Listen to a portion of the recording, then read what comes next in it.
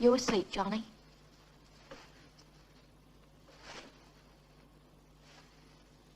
I never knew anyone sleep as well as you. Come to think of it, I haven't had much time to, have I? You are asleep, aren't you, Johnny? Oh, sure, you're asleep all right. Well, sleep, then. Oh, God, I got the most terrible headache. That's what comes of thinking when you're not built for it.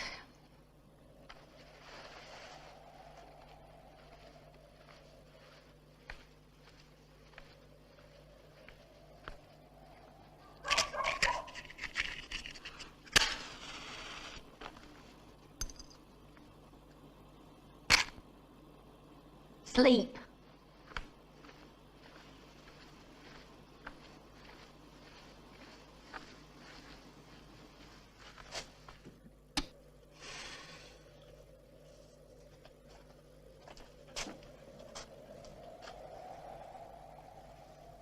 Funny what you think of when you can't sleep.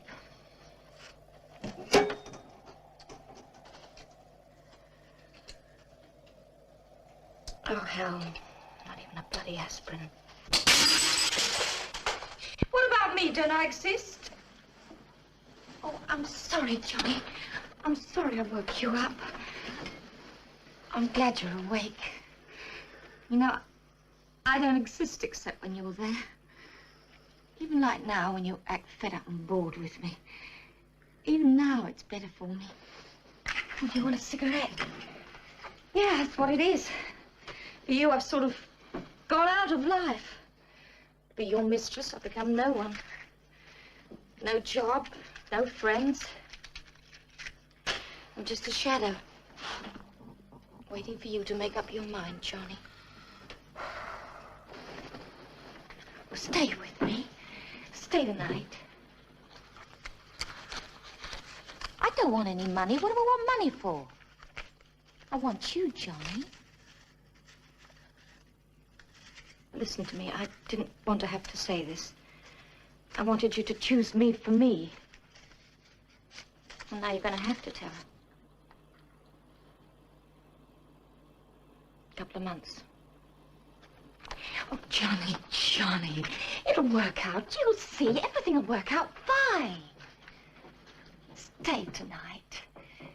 This isn't any good, you just sort of coming here in the evenings and going home again. This ought to be your home. Make the break, Johnny. Make it now. Stay with me. It will work. You'll see if it... Johnny. Johnny! For God!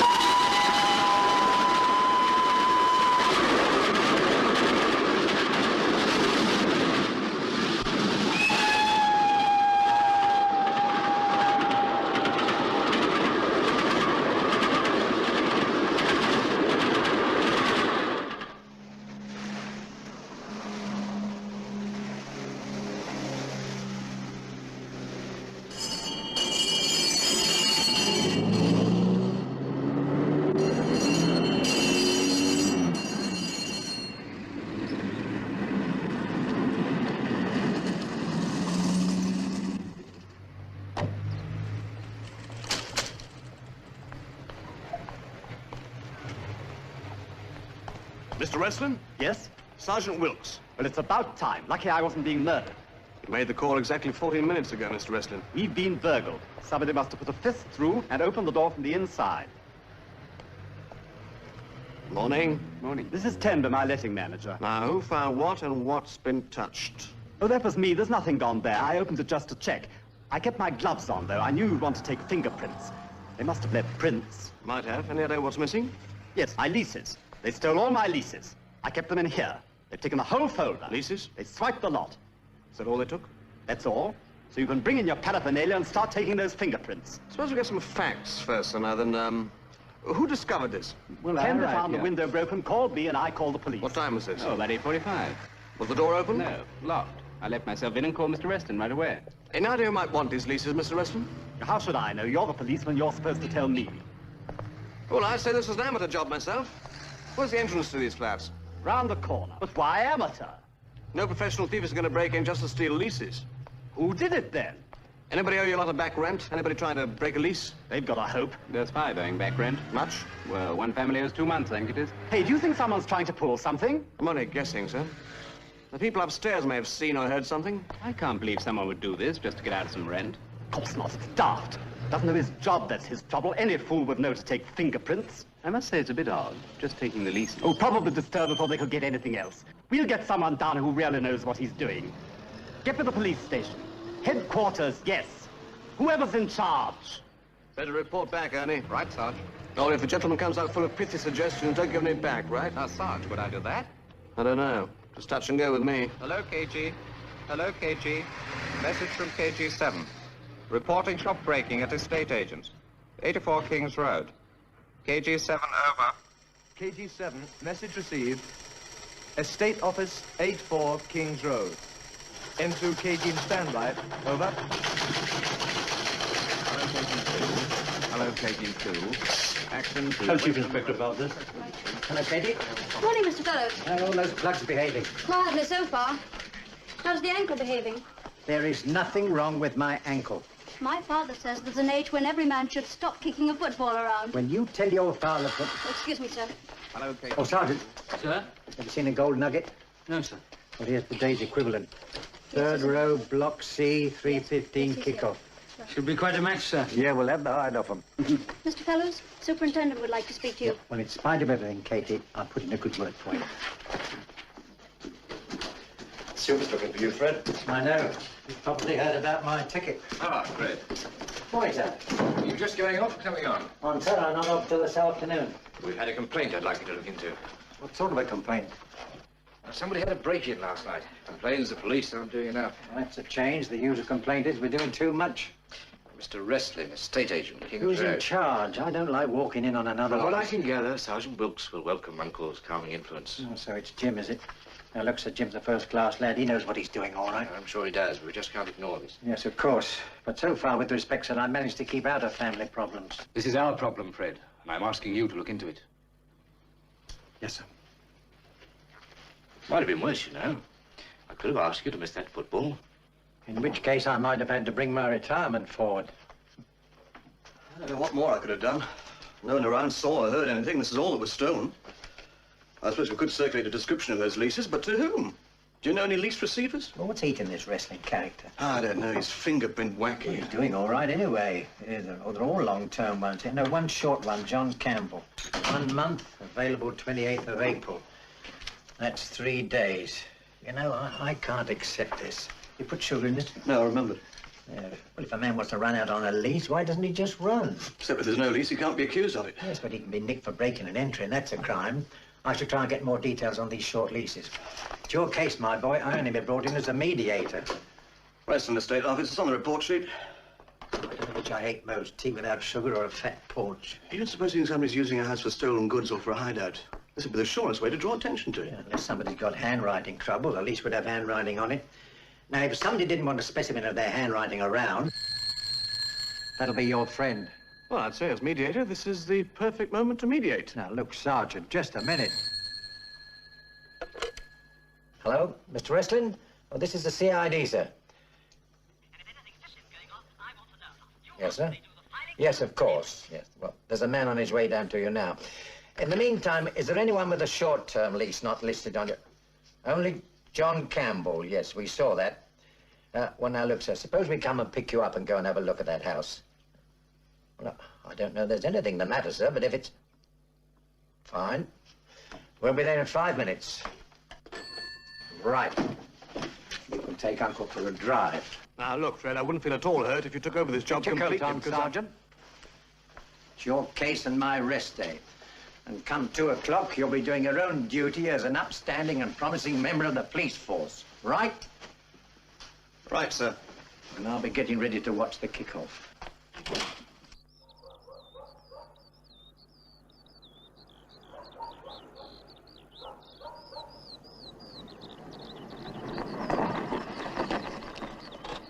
There was something funny about it. Temby took an applicant out yesterday afternoon to look over the place, and it was all locked up. Probably out at work.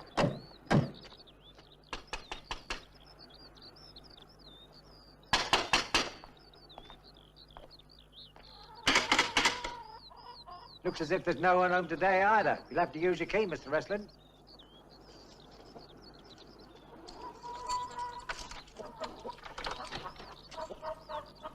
Mrs. Campbell?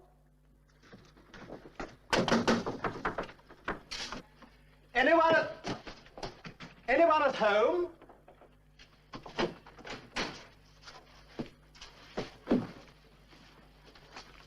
Mrs. Campbell? Well, I don't seem to like fresh air. Doesn't look as if they've left for good, does it? Locked. Mrs. Campbell? JS doesn't stand for Campbell. They're not in. No car in the garage.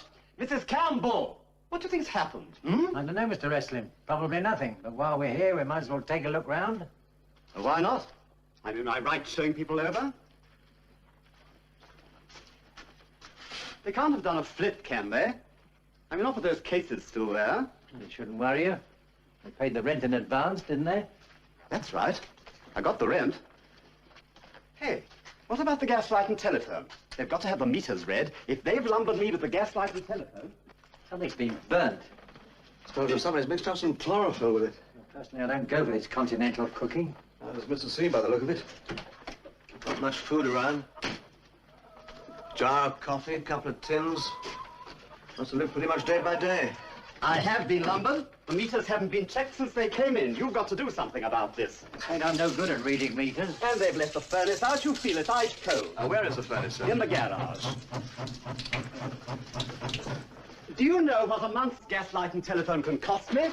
You've got to make them pay for this. Don't know, they're not coming back yet. You don't let the furnace go out if you're coming back. That's right, sir. What have we got upstairs? Bedroom, bath, and spare. I see. I should have thought the quicker you got on your radio and reported We this... haven't really got anything to report yet, have we, sir?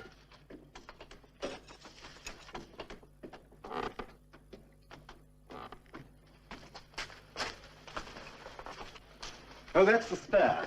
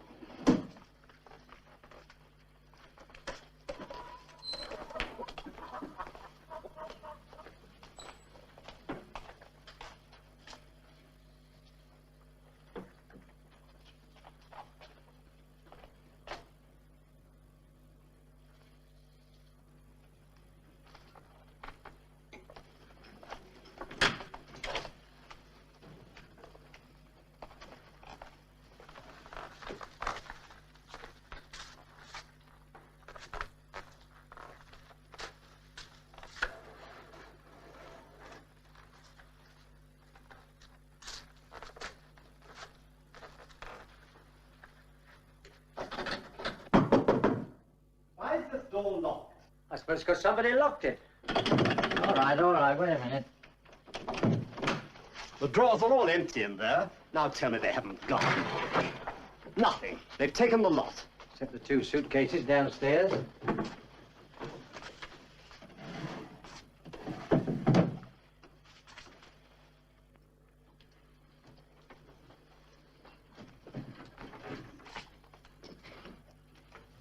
Mrs. Campbell a brunette? I don't know. I never saw her. I never saw him, for that matter. You rented the place to in sight unseen? Tenby rented it to him. Tenby knows him. Oh, I see. What have they been burning? All over the house.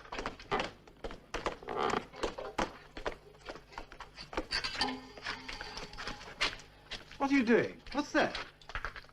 I'd say it's a hacksaw, wouldn't you? Yeah, hacksaw with the handle burnt off. And a knife. That's a damn stupid thing to try and burn. I was thinking. I know what you're thinking. The Wrestling, you rent this place furnished? Tenby turned it over to the man for a month with everything. Linen, silver, anthracite, All this everything. stuff yours? Yes, yes, of course. This trunk? I don't know about that, but if it isn't, I'm going to keep it. And the Give it a suitcase hand, and everything will in them.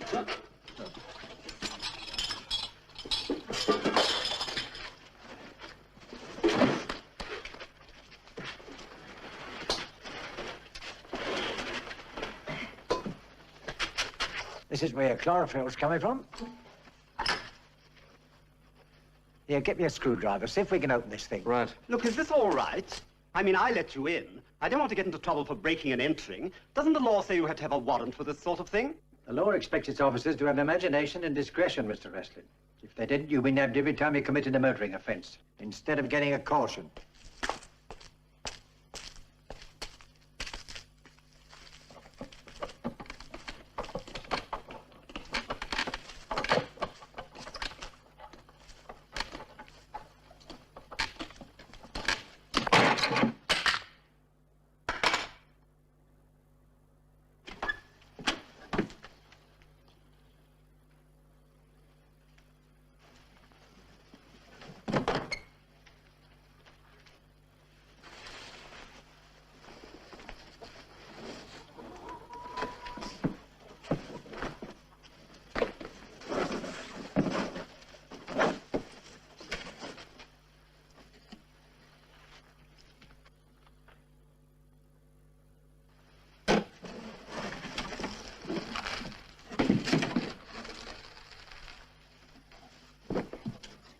What's all that?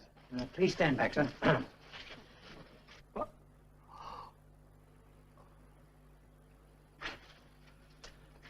My God.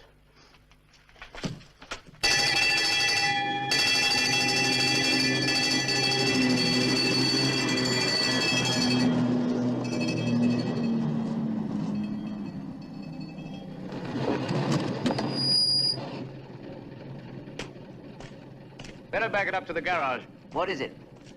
A severed corpse. Nice people.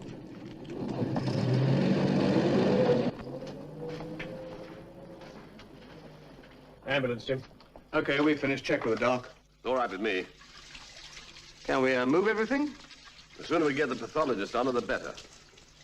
Any idea when it happened? Anywhere from 3 days to a week. Might be longer. She was dead before the attempt to dismember. Any idea what she looked like? Well, it's not easy under the circumstances. Is any surgical skill involved? None whatever. Whoever did it knows nothing about anatomy, less than a butcher. Excuse me, sir. What's that? It's the ashes from the furnace, sir. Good, they go straight to forensic labs. But they marked them. Yes, sir. All right, off you go. Can you help us with the cause of death? It's pretty hard to determine until we find the rest. We're working on that now. Unless it's poison. We'll know that when we get to the hospital. Oh, now, just a minute. Evening, Argus, Inspector. You ought to know better than trample all over that ground like that. It's the body of a girl, isn't it? Just keep your footsteps outside, please. Was she pretty? I wouldn't know. It's a Mrs. Campbell, I'm told. Yeah, that's what I'm told. Now, come on, there's a good fellow. Do you know where we could reach Mr. Campbell? If you find out, you can tell me. Sarge, chase away anybody who hasn't got any business here. Look, do you mind? Does that mean you think he see. did it? We don't know who's done it. And I'd appreciate if you wouldn't smoke around here. I don't mind fellas bringing in one of your buttheads. It might confuse us. We can cope with this lot, but when the word gets round, I don't know. All right, ask for some more men. Taking an inventory? Room by room as we go. Anything in there? Doesn't look like it. All off the peg stuff you can buy practically anywhere. Well, the laundry marks may help. Oh, get these off to the labs, will you? Brunette hair, some grains of face powder. They may be able to localize it. Not that. Looks like Brighton will have to play without their cheerleader. I don't see what's so funny about that. I paid over the odds for this. Uncle Fred. As an upstanding member of the police force, wasn't that rather unethical? No more unethical than you calling me Uncle Fred when I'm an inspector on duty. I'm sorry, sir. You're not half as sorry as I am.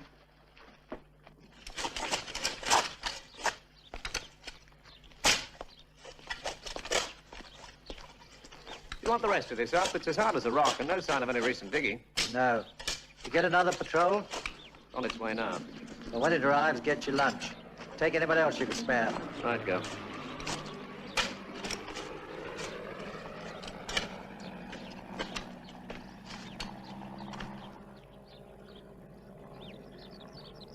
Good afternoon, ma'am. I'm Detective Inspector Fellows, Brighton Police. Well, what's going on? I mean, all those police and that ambulance. Oh, a little trouble with those what's-the-names. The Campbells. I'm not surprised. You've met them, of course, Mrs. Banks, Flora Banks. Only once. That was enough. When was that? A couple of Sundays ago. Mr. Banks and I paid a neighbourly call. It was tea time and she was selling curlers. That sort of woman. How would you describe her? Well, you've seen her. Touching 30. Being generous. Brunette. Wore lipstick, even with curlers. That sort of woman. And the husband? She calls him that. I noticed she didn't wear a wedding ring. But have you seen him? Well, not really. He never gets home till after dark, at 8 o'clock. Drives his car straight to the garage. You can get in the house that way. Yes, I know. Usually he only stays a couple of hours and he's off again. So you've never really seen him during the day? Only once. Thursday before Good Friday. Morning or afternoon? Afternoon. I happened to be taking the curtains down, and I saw a car coming up the road, like it was that police car there. What sort of car was it? A grey one. A saloon. Would you know the make? No, but it wasn't a Ford, because that's what we've got. It drew up in front of a grocery van that was delivering there. Did you recognize the van? No. That was the only time I ever saw it delivering there. Well, out gets Mr. Campbell, big as life, with a vacuum cleaner in his hand. Can you describe him? I couldn't say much about his face. He was pretty far off. Tall? Sort of. And slender. What kind of clothes? A fawn overcoat and a brown hat. Age? A bit older than she was. You don't know what the man was delivering? Provisions of some sort. She was at the door in her dressing gown again. Didn't seem to care, even one of the tradesmen. What about the tradesman? Had you ever seen him before? If not here in Brighton or locally? I really don't have any contact with delivery men. My husband takes me shopping. Tell me about the van. Was it a big one, a small one? Medium. And you didn't see Mr. Campbell again? Oh, yes, I did. He was in there about 20 minutes. And then, suddenly, he comes out again in his shirt sleeves. So you must have seen the colour of his hair. Sort of dark, I'd say. Well, he gets back into his car and drives it into the garage. He left there, an hour and a half later, because the doors of the garage were closed that long. Ooh, look, here comes the ambulance. Now, Thursday before Good Friday was the 19th. Are you quite sure about that date? Absolutely. I remember telling Mr. Banks how they got stocked up for Easter. But Mr. Campbell never came back for Easter. Oh, yes. He came back as usual that evening. But this time he stayed till after we'd gone to bed. He was off again in the morning, though. That's the last you saw of either of them? Yes. Mind you, they could have been around a lot when I wasn't looking. I don't spend my time prying, you know. But I'm caretaker of these caravans, and I have to keep an eye open. Yes, of course. Well, thanks for your help, Mrs. Banks. He's done something terrible, hasn't he? Well, let's say he hasn't been behaving himself very well, eh? Hmm. Now move along, please. Move along. Look, Stone Park there. If you drive straight along, you can take the first to the left. Go to lunch? Yes, sir. And we're getting the others away in shifts. Call the super, will you? Ask her to put out a special. Which grocery store made the delivery here on April the 19th? April 19th. How are the fingerprints going? All we've got so far is a couple of smudges that aren't any good. You must have wiped the lot with a towel. Door frames, doors, the lot. I'm going back to see wrestling. Give him my love. You better get someone checking the hardware shops. Find where that hacksaw came from. I'm just sending it to the labs. I see. When in doubt, pass to the labs, eh? Well, is that wrong? No. Great thing, this forensic science. As long as it doesn't make this lazy.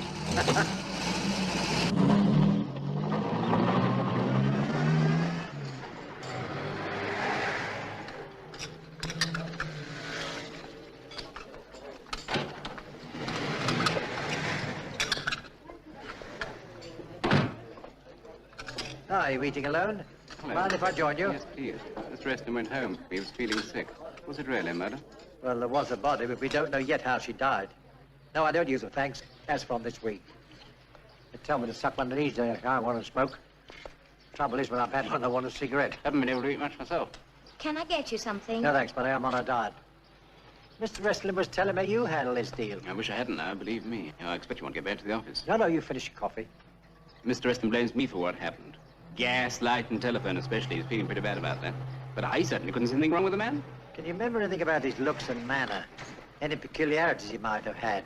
Dates and times will tell me a lot, Dates are easy. too. We've been looking them up. Mr. Reston was out for the afternoon with another applicant. Peculiarities? I don't know. He was pretty well dressed, better than I could afford. Tan overcoat, plaid scarf, red plaid, I think. Wearing a hat? No hat. He had dark hair. In his early 30s, I'd say. Stood about 2 inches shorter than me. About 5'11". Shall we go? Yes. Where did he come from? I mean, what was his last address? Unfortunately, we don't have it. I asked for it, of course. But he said he was in and out of hotels all over the country. I gathered he was a salesman and moved around a lot. Well, we may get some help from his references. That's all in his application form. What car was he using? He didn't have one. Or if he did, he must have parked it somewhere. I drove him out to the house in mine. Anything there to interest him particularly? We never went in. He seemed satisfied with the outside. In fact, I got the feeling he only drove out because he expected to. Did he mention Mrs. Campbell? Only that he'd need an extra key for his wife. I got the impression they were fed up with hotels and wanted to try housekeeping for a change. Don't close it. Ah, I was just off. All finished. Here, do us a favour, will you? Next time, have a go at the big one. This is Mr. Campbell's application form. It isn't very well filled out, I'm afraid. It was all done in such a hurry. That's the reference. Gary Hardware Company, Manchester. He wanted to sign the lease right away. He had the cash out as soon as we got back. I can't see any character references. He said anyone at Gary from the chairman down would be glad to vouch for him. Did you check that? Mr. Eston said not to bother, because we looked it up and it was a reputable firm. Well, it looks like Mr. Estley made a mistake. Is this Campbell's writing? No, I'm afraid it's mine. I just asked him a few questions as a matter of form and wrote the answers down myself. Well, I use your phone. Of course. You see, that particular house had been empty since November. And I knew Mr. Wrestling wouldn't want to lose the let, so I wasn't being too fussy. So we have no samples of Campbell's handwriting? Only his signature on the lease, and that's gone. It's probably why it's gone. Well, this is Fellows. Get off at telex to Manchester. Request information, John Campbell. Dark hair, slim, 5'11", age 30 to 40, employed Gary Hardware Company, your city.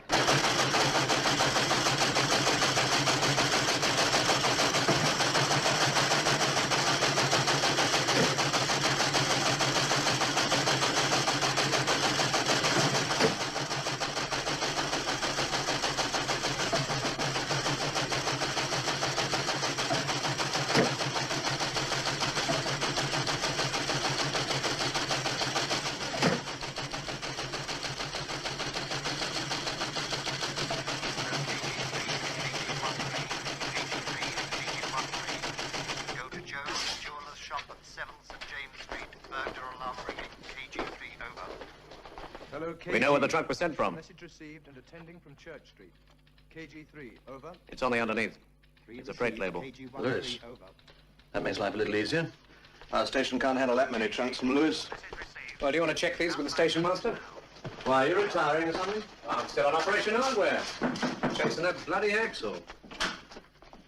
2 new bits of information. Well, we can do with some. Only things they agree on so far is dark hair and an overcoat. The trunk came by train March 31st. That's a Lewis rail charge. Anyone on lead yet? No, they've only just been printed. That's why they're all wet, sir. Yes, and that's not the only thing that's all wet round here. Oh, no, come off the car. What time have I had? I'm out chasing that hacksaw. So what are you doing here? Well, even a policeman has to go sometimes, you know. Well, go. Don't start humming about in here. You like trains. What's that? Some more no joy from Manchester. There, John Campbell left for St. Tropez the day our John Campbell rented the house. Fellows, yes? It's Harris, sir. I'm speaking from Peck's grocery shop on Madeira Drive. This is the place that sent an order to Campbell on Thursday the 19th. The delivery man's still out, but he's expected any minute. Good. You hold him there. I'll be right up. We found the delivery man.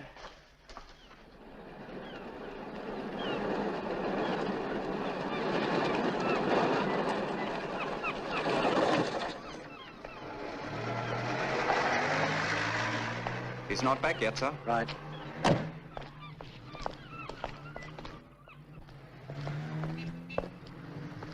Mr. Peck? Good afternoon. I'm Detective Inspector Fellows. Oh, are you? Well, let me tell you, I don't like this at all. You'll get me a bad name with that stigma part out there. You know, Mr. Peck, it's a funny thing. The people who look on the police as a stigma are usually the first ones to dial 999 on the slightest pretext. I have never dialed 999. Well, let's hope you never have to, eh? Look, Andy's not back yet. You're wasting your Tell me, sir, time. that Campbell order, how many deliveries did you make to them? Just that one. She called up and we delivered. All this hullabaloo over 13 and 4pence halfpenny worth of groceries. You people should be stopping some of these robberies instead of wasting your good afternoon. 2 packets of crisps. 2 packets of crisps. Certainly, sir, and... No, and that's your lot. I can have a packet of chocolate raisins, Ted. No, you get them all on my shirt again. It's your own fault anyway. Well, you can't have them. Let me 2 have dozen them. empties to credit, 15 Royal Crescent. Anything else? You're wanted. Are you Andy? That's right, Andy Roach. I'm a police officer. Can't you do it in the office? Do what? Nothing to worry about. Just a few questions. Questions? Do you remember delivering some groceries to a party named Campbell, number 1 Bungalow Road, just before Easter? Campbell? Hey, that's the Judy what got herself done, isn't it? You do remember? Sure, I remember. Oh, I was telling Mr. Peck. I gave the stuff to the creep who killed her. He paid me. He touched my hands. He touched them with the hands he killed her with. We don't know who killed her, Andy. Oh. Now, look, suppose you tell me about it. You bet. It's the only time I ever went up there. So I ring the bell, and there's this Judy, see, and she doesn't have the money on her. So up comes this creep, and he says, "Okay, how much is it?" And I said, "Oh, well, I don't know how much." And he pays me and gives me a tip. Last I see of him, he's carrying the box into the house. Ever seen him before or since? Never. But I've got like a photographic memory, like.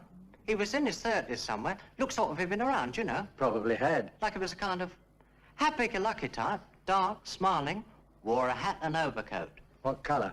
Ah, now you got me. You see, though I've got the photographic memory, it's like in black and white, on account of I'm colourblind. And his car, do you remember that? Ah, that's something else I'm photographic about. Was it a light or a dark colour? Light? You know, when my duty is about me and all What this... make, Andy? Huh? The car. The car. Ah, an A55 1960 saloon. And the near side front wing was dented. And it's been in and out of this town for the best part of a month. He must have bought oil, he must have bought petrol. I want 6 men out covering all service garages, started from the town centre and fanning out. Somebody must have seen this car.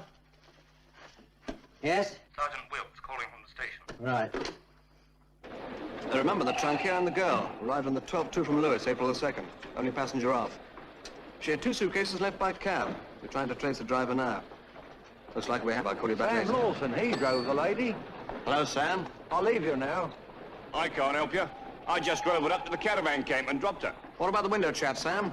Pretty girl in your cab and you don't even window chat? Yeah, nothing. Never said a word. She was married. Look for the ring first. That's my boy. What are you trying to prove? I'm a sex maniac. She said she was married. He was a salesman in hardware or something. I don't know. Who cares? I care, Sam. That girl's dead. Yeah, I know. I can read. Is it all right if I carry on with my living now? Okay, Sam. May need you later. All right. I think we're a little further, Mr. Jackson. Thanks. Anything else I can do? You could phone Lewis for me, Lewis Station. Say I'm on my way if they could be looking it up for me. Right, pleasure.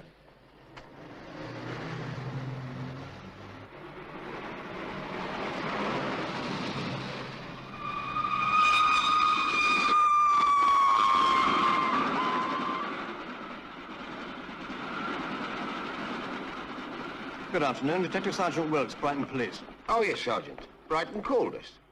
What a terrible business. Not very pleasant. Here we are, March 31st. Charlie? Right.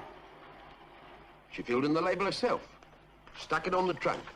Just where you're standing. I don't suppose you know who she was. Mrs. Campbell. Ah, yes, of course. Oh, here's Charlie. He helped them unload it. Then? That's right, sir. Tall, dark bloke. They bought it in a truck. What sort of truck? Bloody dirty one. Full of cement dust or something. Any name in it? Some name. I was too busy trying to keep it off my uniform. It was all right for him. He was in an overall, but you should have heard my missus. Did the man call her by any name? I called him a few, I can tell you. Think, man, think hard. Did he use her first name at all? Would it be June? I'm asking you, Charlie. Because it might have been Jean. Or even Joe. It wasn't Edna or anything like that. How could it be, starting with J? Well, this is my name. For the dance lips, perhaps you'll give me a call at Brighton Police Headquarters. Yes, sir. Or was it Jane? I see.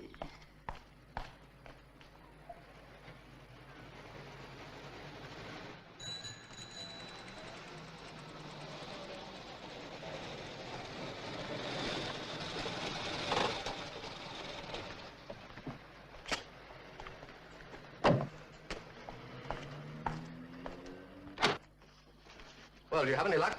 Well, only that the trunk was sent from here, sir, which seems to point to J.S. being a local girl. I've already told you we've nobody reported missing. It's quite possible she hasn't been yet. If the girl expected to stay away for 3 months, she'd have made the necessary excuses to friends or family. What are you going to do now? I'd like to check all the J.S.'s in your phone book. What do you mean, call them up? Yes, sir. And if that doesn't produce something, then I'll take all the S's alphabetically. Good God, there'll be hundreds of them. I shouldn't think so in a town this size. I suppose you want to use our phones? Well, that was the general idea, sir. If you could spare me a couple of men, it Couple of men? You Brighton boys are drugged with manpower. Couple of men? That's 10% of my entire force. How would you like to run a town this size on 19 men? I quite understand, sir, but if you'd let me use the phone. All right, make your calls. But be brief. I don't like my lines tied up. No longer than necessary, sir.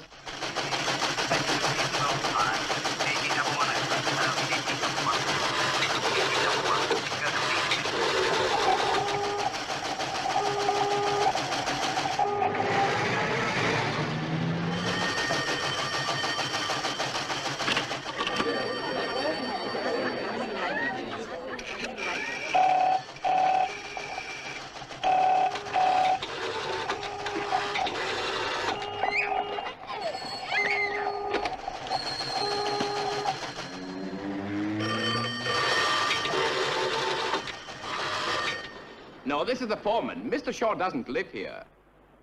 Who's that speaking, please? Oh, I see. The 31st of March. Hang on a minute, would you? Maisie? What? It's the police. Which one? Do we know if any female member of Mr. Shaw's family left town on or around the 31st of March? Somebody's having you on, mate. No, it's straight up. Hello?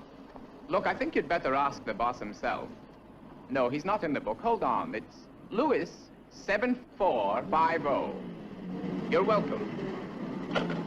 Well, we've an embarrassment of riches this evening. I mean, one on the phone and one in person. You boys are certainly buzzing tonight. We've been buzzing all day, too. And what can we do you for? And no female relation of mine has left town, I'm sorry to say. We're interested in an A55 grey saloon with a dented front wing. Might have come in any time during the last month. Oh, you picked the most popular color, haven't you, chum? Plenty of A55 greys. I don't know about a dented wing, though. Maisie? Nah. The driver would have dark hair, a man in his middle 30s. He might have worn a brown hat and a fawn overcoat. Nah. And if Maisie doesn't remember a man, he hasn't been here. Oh, hard bleeding hard. Might you have done repairs to any similar car? Oh, no, the mechanics have gone. I couldn't swear to it myself. Still, it'd be in the book. Over. Hello, KG. Receiving. KG-14, over. Hello, KG-14. Information received regarding hardware, item 2. This brand only stocked by Gardner & Son, Church Street, your area. Please make inquiries there. KG, over. Yes, we got that. KG-14 proceeding to Church Street, over.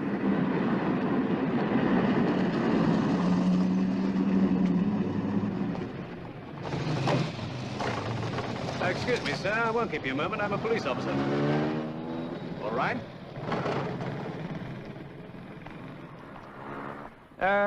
We're just trying to trace the origin of a few items. I understand, sir, that this saw is a brand only used stock. Is that right? That's right. Mm-hmm.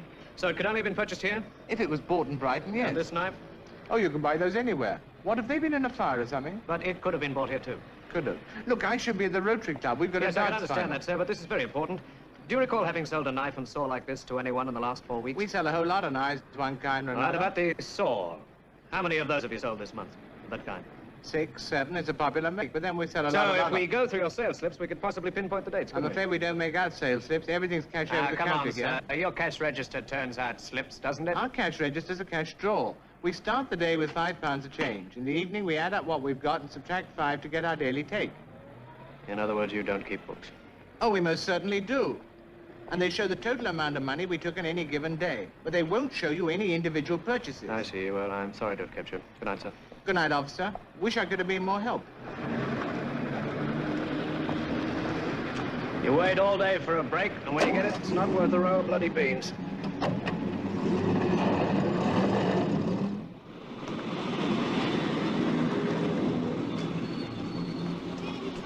Oh, Good evening, Joe. fellas.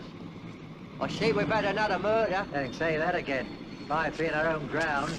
That's not a murder, Joe. That's a massacre. Sir?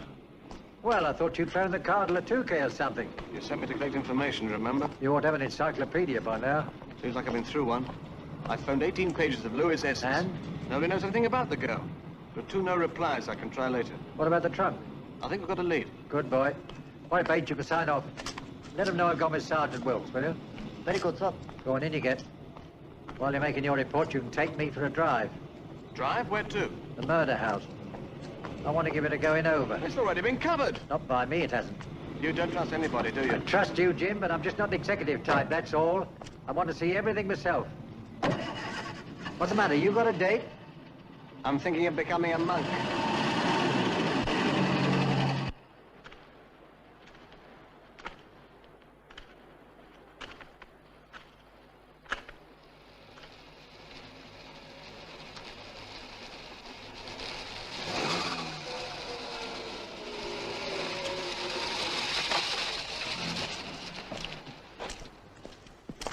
Good evening, sir.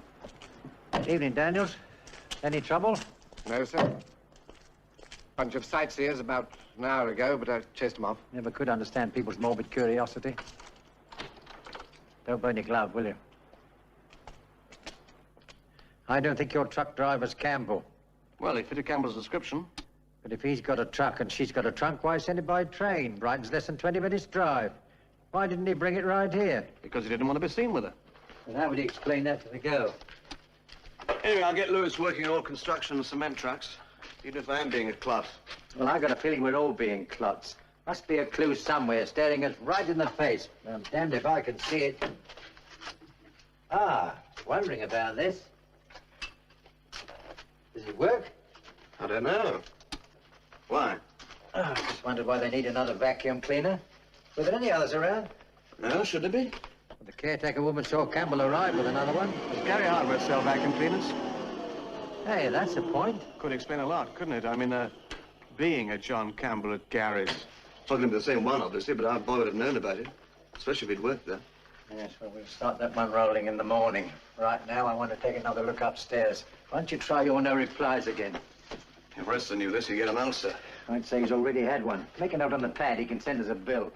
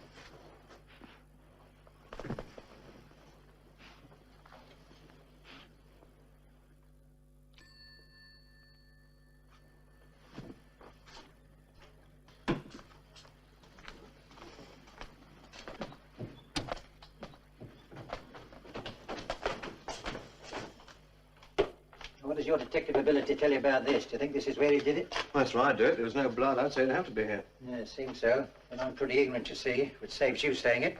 Suppose you wait 4 or 5 days before doing anything. Could there be bleeding, or would the blood have congealed? I pass. McFarlane's the boy for that answer. I'm hoping he's going to give us a lot of answers. Did you get your numbers? Nobody's ever heard of her. It's like chasing a shadow.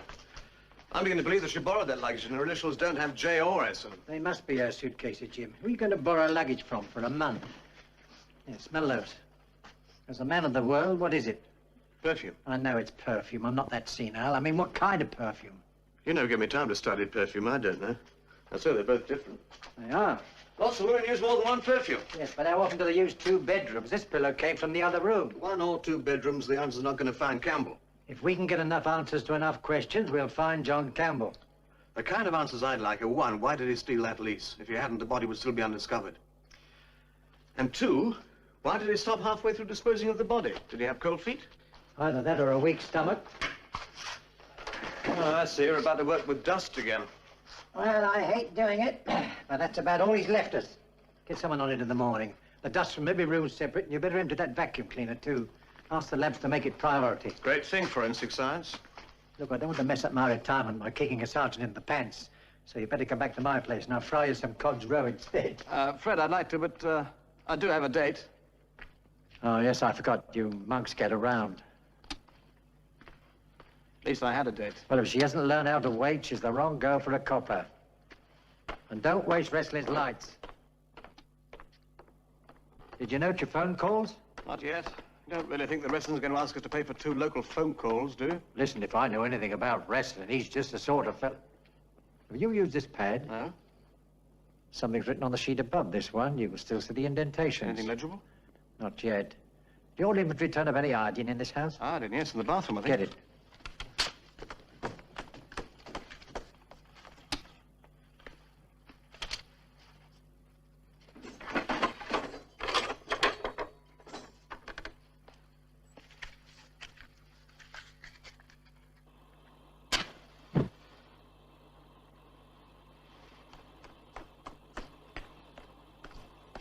That's about half full.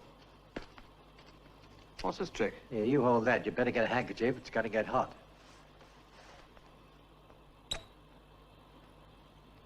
Now, just hold that over the flame. This was before we had forensic labs.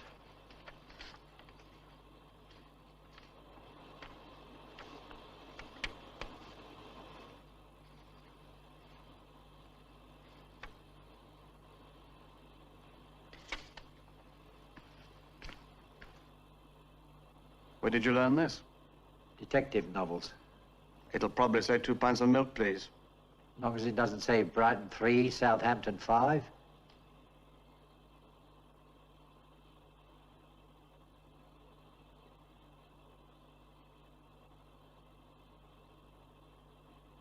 Jean Sherman, Greenwich. Voila, the missing girl. Nice of it to leave a name and address. Sir, there's a car coming down the road. We can't stop it.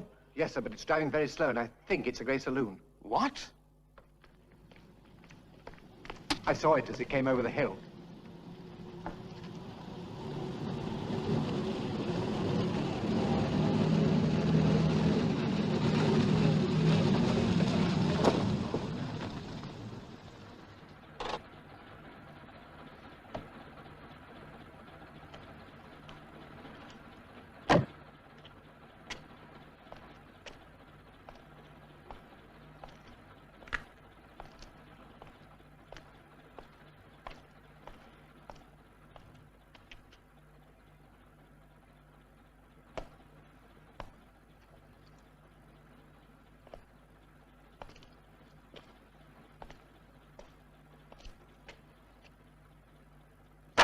Can I help you, sir? Jumping mackerel.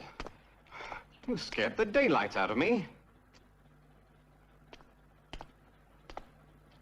My name's Hilders, Evening Argus. I've been assigned to this case. Well, that's a coincidence. I've been assigned to it, too. We finished it there. Your relief should be along any time now. Okay, sir. I rather hoped I might be able to look round the house. Hope's a wonderful thing, Mr. Hilders. I don't know what we'd all do without it. Well, can you give me anything? I mean, I know something big's going on. You've got patrol cars racing round town like somebody sold the Chief Constable's golf club. If there's anything new to announce, you'll get it in the morning at the 10 o'clock conference. I see. Well, thanks for the break. You know, the fact that your car's an MG is the biggest break you've had in a long time.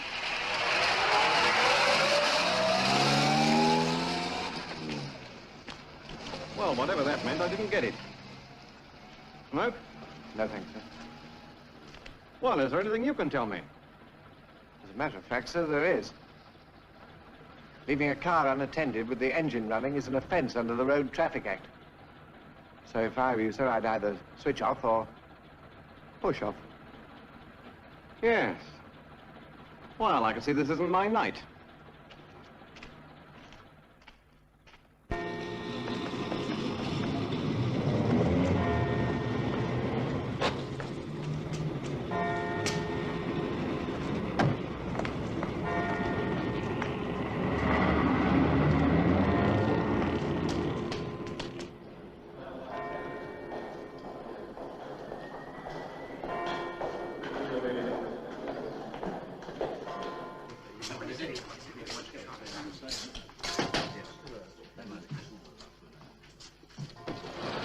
What's it, Ted? You can tell the Chief Constable his favourite riders are here. A villainous-looking bunch, if I may say so. Feel free. Do you mean to tell me there isn't a single fingerprint in the whole house? Nothing usable, sir. Anything new on the car? Well, I've got men out covering the registration authorities. We're compiling a list of all A55s registered within a 40-mile radius of the house. Yes? Your press conference, sir. All right, in a minute. We can't even give them the cause of death, can we? I know that it wasn't poison. There's the pathologist's report. There's excuse me. Death could have been caused by blow on head, strangulation, or brain hemorrhage. Impossible to ascertain without missing parts. Which we haven't found. Time of death, 30-hour period between Friday afternoon and Saturday evening. This may still be reduced. Estimated age 30 in the 3rd month of pregnancy. It's a possible motive. Could be. Do her parents know yet? No, sir. I'm off to Greenwich as soon as you finish with me. Well, we've got the bloodhounds out there. What don't we tell them? The girl's identity, sir. I wouldn't like anyone ringing her parents until I've spoken to them. Well, they can probably have that later. And I wouldn't like to read about the A55. I don't want the murderer spraying that car or running it into the river. In other words, we've nothing new to tell them at all. except that she was pregnant. Yes, I'm afraid they'll make a meal of that. All right, fellows. They can come in now. Yes, sir. All yours, gentlemen. Thank you. Morning, Mr. Morning. Good morning. Morning, sir. Come in, gentlemen. Well, now, let's recap what you've got already. You know who she is in, sir? I hope to be able to tell you more about that later today. Picture of Campbell's in from Manchester. Well, I didn't think we could be that lucky. Better show it to 10B, Mrs. Banks, and the delivery man. Might as well make it official. I suppose you're off to Greenwich. Yes. That's the only thing I hate about this job.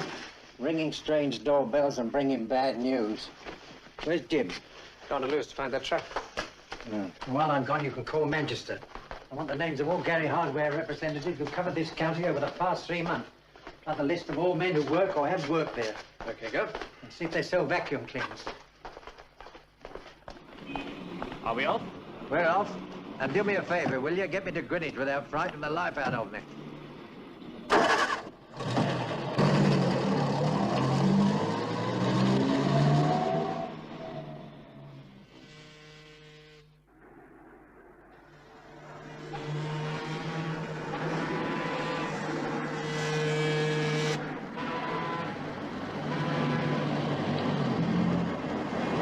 Wait a minute. Bastard.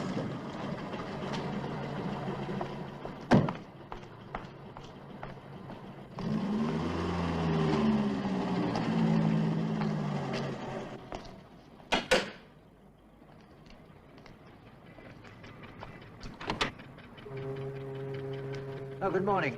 Is there a Miss Jean Sherman known here? Yes. Mind if I speak to her parents for a moment? Her father, perhaps? My father's at work. Your mother? She's been dead 6 years. What do you want? Are you her sister? You're police, aren't you? Is it that obvious? What's happened? I'm afraid I can only discuss that with Mr. Sherman. Well, if it's about me, I feel I have a right to know. You? Yes, I'm Jean Sherman. Well, I'd better introduce myself. I'm Detective Inspector Fellows. I see. You better come in, then. Thank you. Now, would you please tell me what this is all about? Well, maybe you can tell me. What do you know about a man who calls himself John Campbell? Nothing at all. Why? Do you know anybody by that name? No, I don't. And by what name do you know the man who lives at number 1 Bungalow Road, Saltine? I don't know anybody in Saltine. I don't even know where it is. Well, it's 5 miles outside Brighton. What's all this got to do with me? It's got this to do with you, Miss Sherman. Your name and address were found written down on the phone pad in that house. Well, I'm sure I don't know how it got there. You've never known a man by the name of John Campbell? Never. Tall, dark hair, middle No. 30s? Have you recently, say within the last month, met a man, doesn't matter what his name was, who answers the description I gave you? I keep house for my father. I don't get much chance to meet men. You haven't been out with any men for the past month? I haven't been out with any men for the past year. I see. May I ask what you were doing last weekend? I spent Easter with my sister and her husband And they live? in Brighton.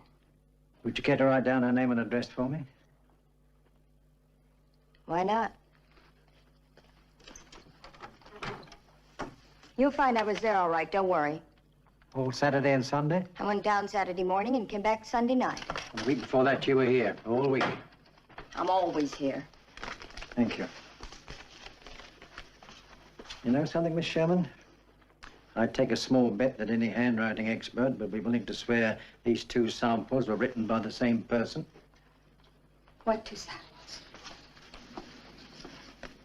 What's that other writing? Your name and address. The paper we found in Mr. Campbell's house. No. Would you like to tell me about it, Miss Sherman?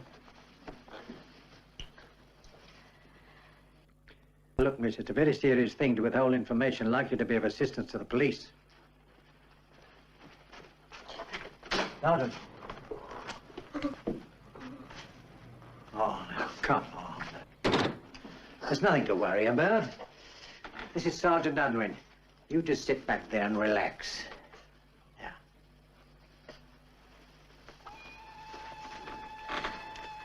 I don't usually go around letting strange men pick me up. I'm not the type who interests men anyway. But he was different. He was really interested in me. They wanted to tell us the whole thing, just as it happened. He was so nice and, well, cozy. He invited me to have lunch with him and drive out somewhere. Where did you first meet him? On the train. When you went to Brighton? Yes. I caught the 9 o'clock from Victoria and sat opposite a woman who got out at Croydon. It was the last stop before Brighton. I thought I was going to have the carriage to myself. That's where John got on. What did Mr. Campbell look like? I thought he looked very, well, good-looking. And brown eyes with a sort of twinkle. Suddenly he asked me if he could smoke. It was the first time I realized it was a non-smoker. He was very flattering.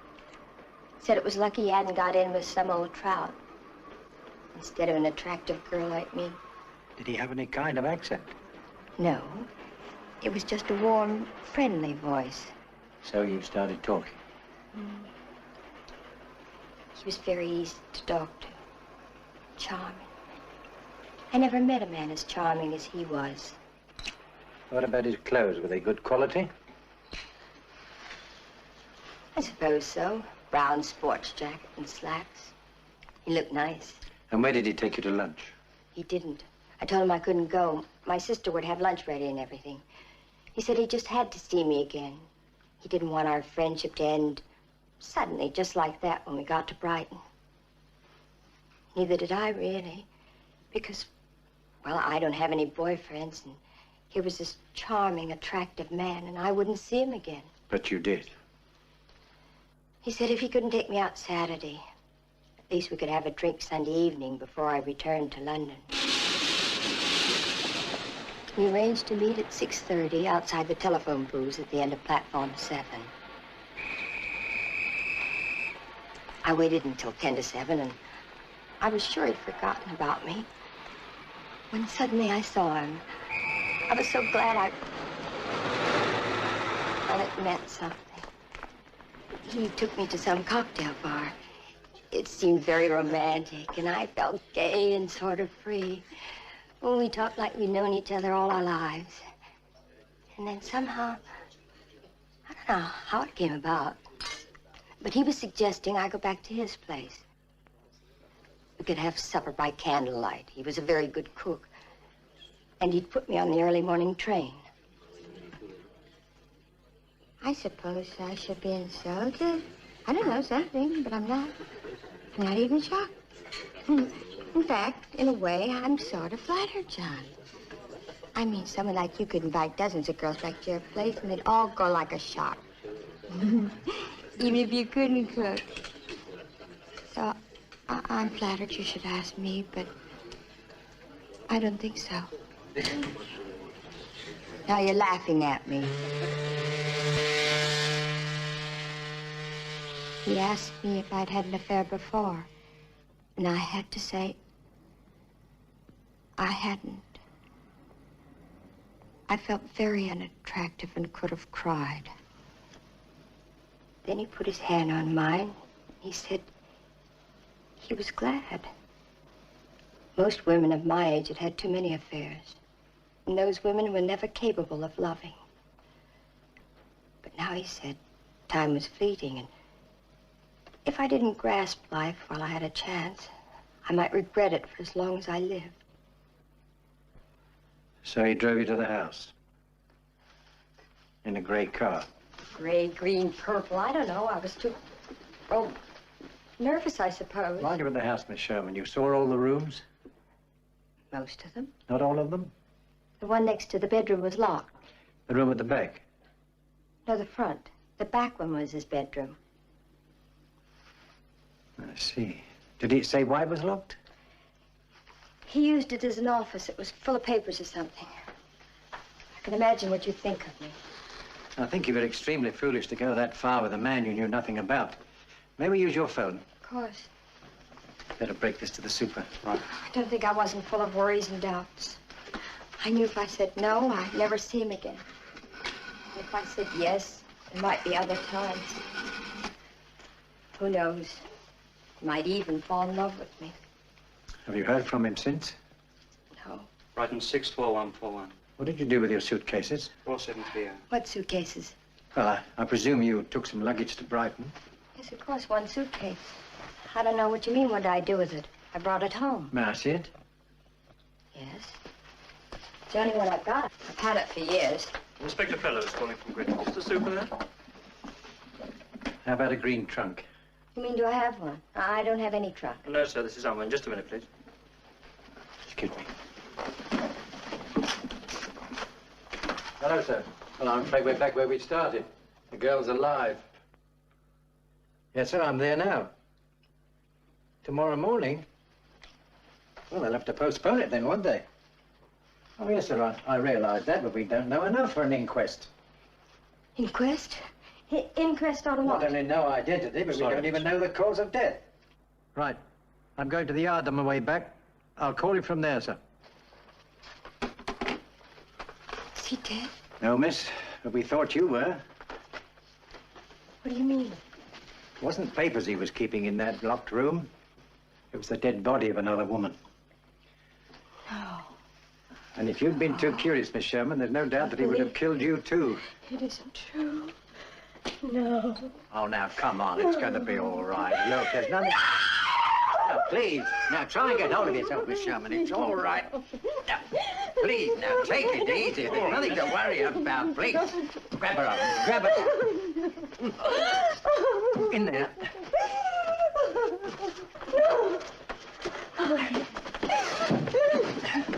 Water. It's all right, Miss Sherman. Now, take it easy. Take it easy now. Nothing to worry about. Turn her over. I don't believe you! Now, take it easy. Take it easy. That's better. That's much better. Come on. Let me wipe your face now. I can't stand it. I wish I were dead. No, I shouldn't wish that, miss. You ought to consider yourself lucky to be alive. I meant nothing to him. He would have killed me, wouldn't he? Why don't we go and sit in the other room and talk about how you're going to help us, eh? Help you. That's right. Find the number of local police and write it down. You see, we need your help in catching Campbell before he harms anyone else. You don't know where he is? Well, we know very little about him. See, he was gone when we got there. Well, she's... Who was she? Well, we don't know. We thought she was you. Now, will you help us? You see, the point is, if he telephones... He wouldn't phone, not with the police looking for him. But he might, Miss Sherman. Judging from the little we do know of him, he very well might. I couldn't talk to him, not even on the phone. He'd know something was wrong the minute I answered. But you'll try. And if he wants to see you, agree to meet him wherever he says. God. But you won't have to go there by yourself. Just let the police know, and they'll be there, too. Now, look, that's the local police number. That's Scotland Yard, and the Brighton one's mine. Now, come on, cheer up. You're going to be all right now? I'll be all right. I don't like leaving you like this, you know. What about the people next door? I'd rather be alone. I'm all right now. Quite all right. Well, thank you, Miss Sherman. Don't hesitate to call me.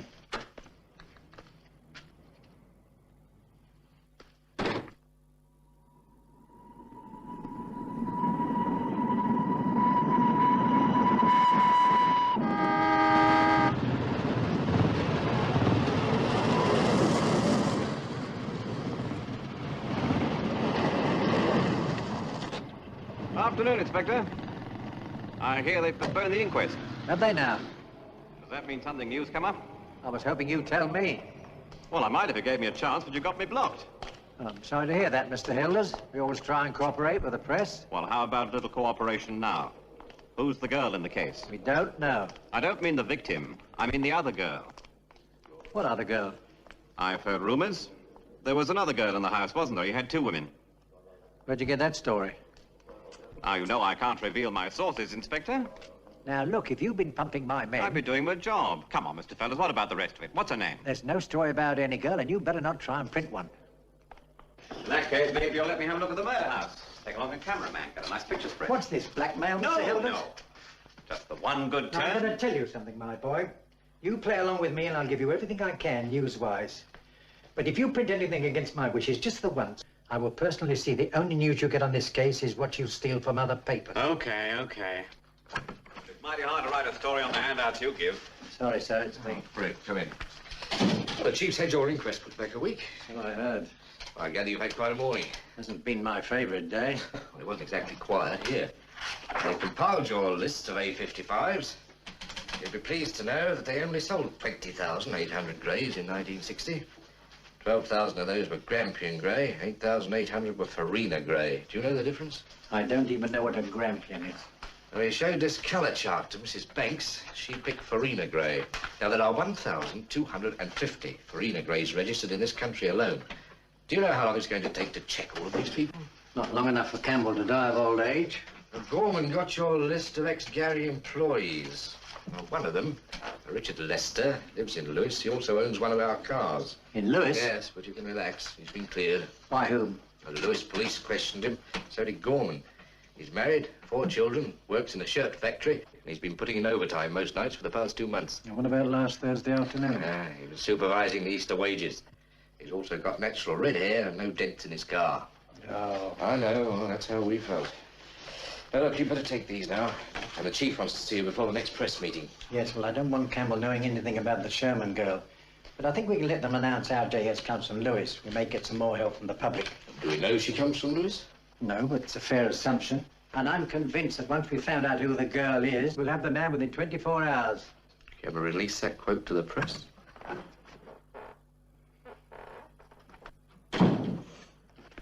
Oh, heard you were up here, Fred. Forensic report. Huh? On what? The ashes from the furnace. Definitely bone and flesh. Well, it's nice to know we're right about something. Is Gorman in? He was in there. I'd like to put that on my desk. I'd ask the Croydon police for a check. Didn't John Campbell register in any of their hotels last Friday night? We've got him to Croydon, have we? Well, he boarded a train there last Saturday morning. He might have been there overnight. Gorman, tell me about Richard Lester. There we go. Just looking through your table. Richard Lester. How old is he? 37, but he's not our man. Does he fit anything like the description? He's not our man. Is he anything like the description, Sergeant? I'm asking you. Well, he could be, I suppose, but this man's Yes, he has red hair, I know. Anyone who can change his name can change his hair. I want him rechecked. But we've already done that, sir. He was at the factory till 9 or 10 o'clock almost every evening. The foreman even showed me his timesheets. What was he doing the nights he wasn't there? Staying at home. Who says so? He does. And you're going to take his word for it? He was at the factory most nights. I want proof that he's not the right man, and if you can't get it, I'll have him brought in for questioning. If necessary, I'll put him on an ident parade. Is Wilkes back? Yes, sir. Well, on your way out, tell him I want him. And don't sulk, Ed. I know you've double-checked, but this is the nearest to a clue yet, and it ought to be triple-checked. Of course, sir. Oh, by the way, the Gary Hardware Company doesn't sell vacuum cleaners. I double-checked that, too.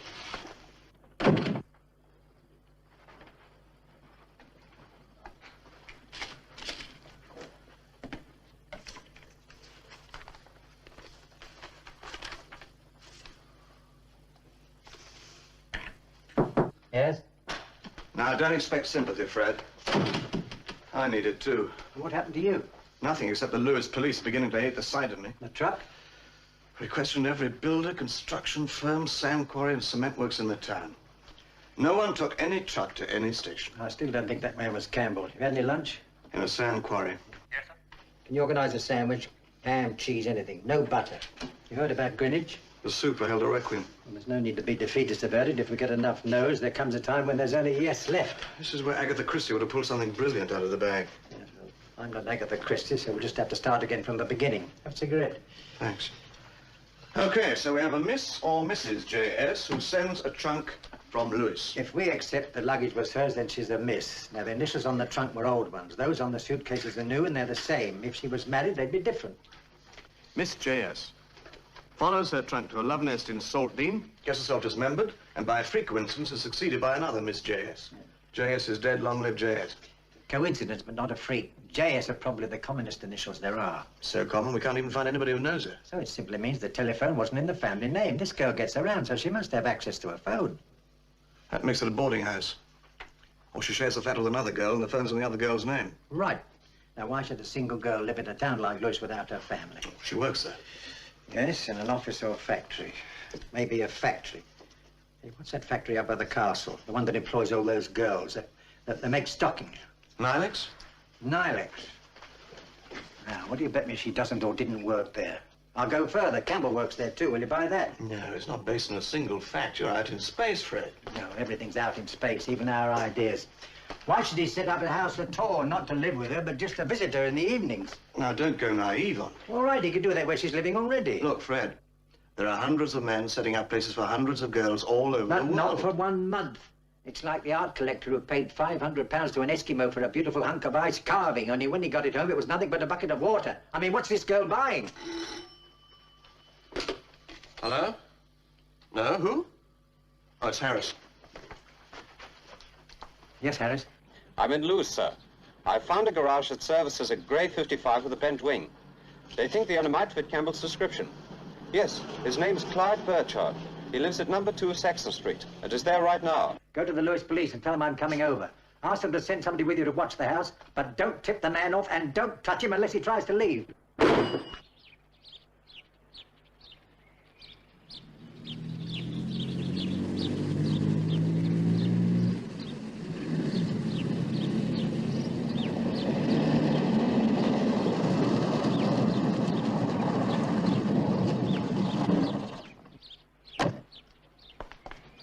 Burchard's still in there.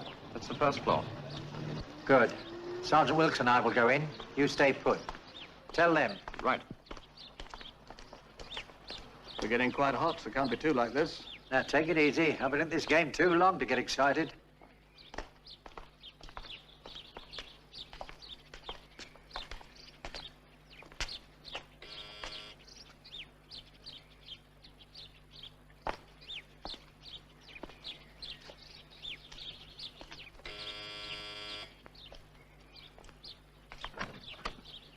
Mr. Clyde Burchard? That's right. We're police officers. Just like to ask you a few questions. About what?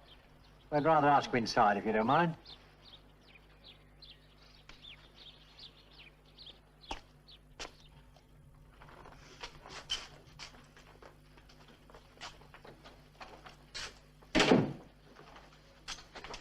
Well, what is it? Have you read anything about a body that was found in Salt Dean yesterday?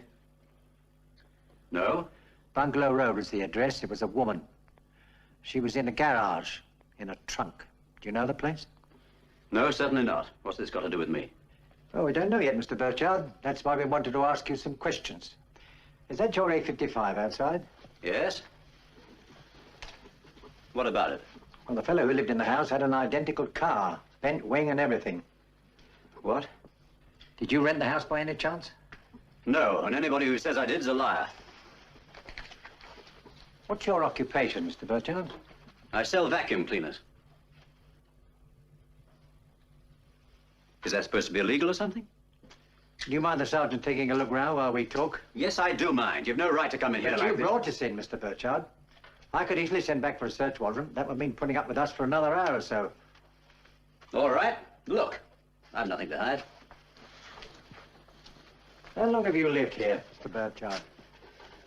18 months. And how much rent do you pay? Oh, I only sleep here. I don't waste my money on a place to sleep. I suppose a fellow in your work can take off all the time he wants. Well, you can, but you don't make much money doing it. Can you tell me what you did last weekend? I was away. Where? In London. How did you get there? By train. What train? Around 6 o'clock, the one I usually take. Do you go to London every weekend? Mostly. Why? Well, what do you think I'm going to do? Stay here? You're not answering my question, Mr. Burchard. To have a good time, of course. Did you meet anybody on the train? Someone who could back up your story? No. You didn't sit next to a girl, perhaps, and chat it up a little? No. What the hell are you doing? It's quite a harem you've got in here. All right, so I go out with girls. Is that a crime? Are you married, Mr. Burchard? No, I'm not married. Is there anyone about the right bill? Listen, I don't know anything about any woman in Salt Dean. You want to tell us the names of these girls? No, why should I? Look, Burchard, you'd better realize that you're in something of a jam here. The house where we found the dead girl was rented by a man called John Campbell. Mine's Clyde Burchard. Called John Campbell. That wasn't his real name, of course. His real name could have been anything, including Clyde Burchard. I never rented any such house.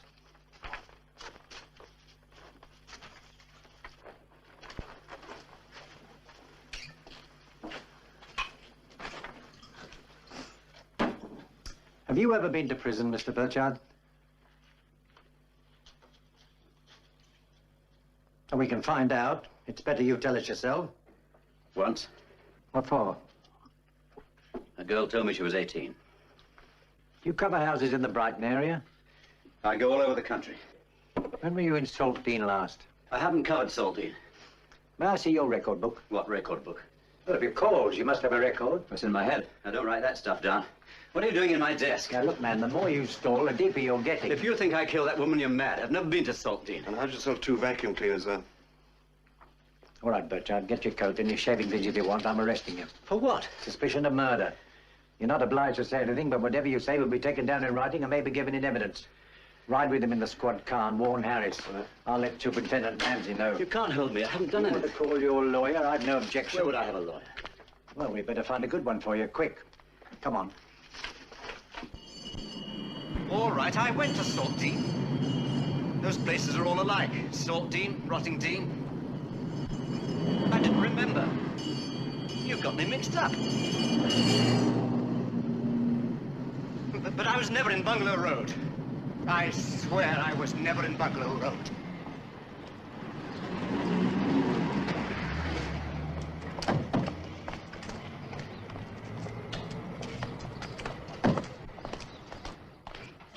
Watch it, 2 steps down here.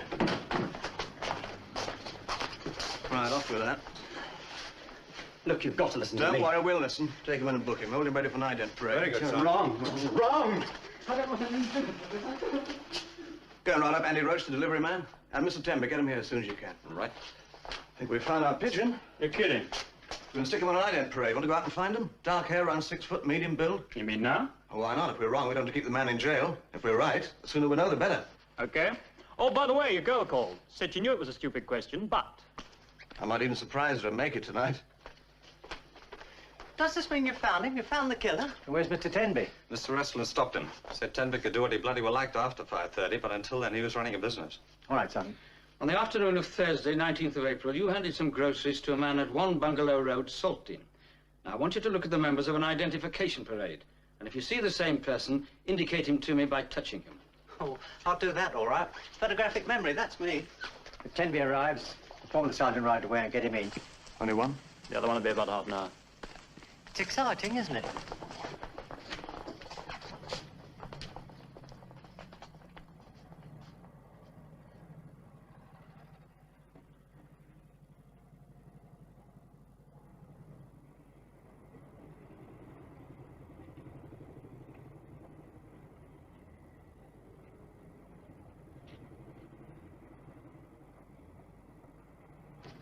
This is the man. This is him. It's him. That's the man. You're mad. I've never seen him before in my life. Oh, no. You were the creep up of that house. The one with the A-55. Who is that man? You know who I am. Who is he? You I got a right to know. Who is he? You Now, know look, who I are am. you sure? Are you absolutely sure? Of course I'm sure. How did you find him? Would you be willing to swear to it in court? Anytime. Thank you, Mr. Roach. See that he gets transport. Just put me in the box and I'll swear on a stack of Bibles. This way, Mr. Roach. I wouldn't ever forget that man. I've got a photographic All right, memory. simmer down, Burchard. There's a lawyer on his way. Listen, who is that man? I have a right to know. I don't think you have, but I'll tell you anyway. He's one of the 4 witnesses who can identify the man called John Campbell. Is he claiming I'm Campbell? He's swearing to it if you want to know. That's not true. Who is he? Where's he claiming he saw me? Where's he getting the idea I'm Campbell? Delivered groceries to you, Burchard, last Thursday the 19th to be exact, at number 1 Bungalow Road. Oh, my God.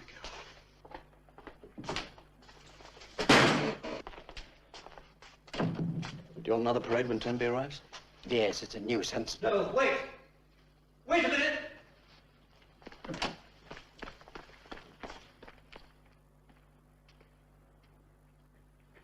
I'll tell you, Inspector. I want to talk. I want to tell you everything. And I lied about not keeping a record book. It's in that bag with the rest of my stuff. A complete list of calls and addresses. I want you to look at it. It's just that you came at me so fast. Once I'd said I didn't know her, I kept getting in deeper. That's it, the diary. Read what it says for Thursday the 19th. You tell me. It says Joan Campbell, 1 Bungalow Road, Saltdean, and there's a little star against it, am I right? Don't you see, I was trying to sell the woman a vacuum cleaner. That's how the delivery man saw me there. It's the first house I stop at. She's at the door taking in groceries. But she doesn't have change because she's in her dressing gown. So I offer to pay. Well, this is good business. She invites me in while she gets the money. And later you come out minus a jacket and drive your car into the garage. Is that your usual sales technique? Well, I didn't make a sale. At least, not a vacuum cleaner. Well, that's why there's a star against her name. That means, well, the lady was willing.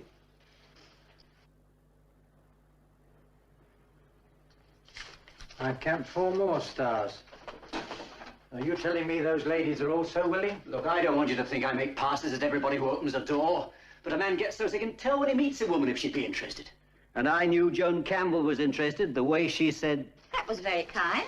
How much do I owe you? Let's see now. 13 and 4pence halfpenny, madam. That is, of course, without service. Oh, well, I usually get service included. In that case, we'll deduct the halfpenny. I'll get my purse. Hey, don't tell me you're one of those. Yep, one of those, but not one of those. Don't worry.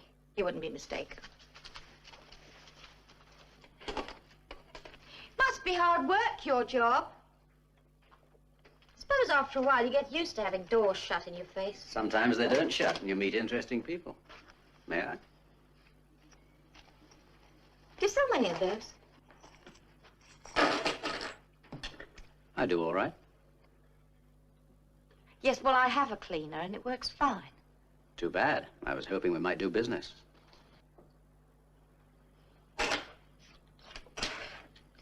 13 and 4pence.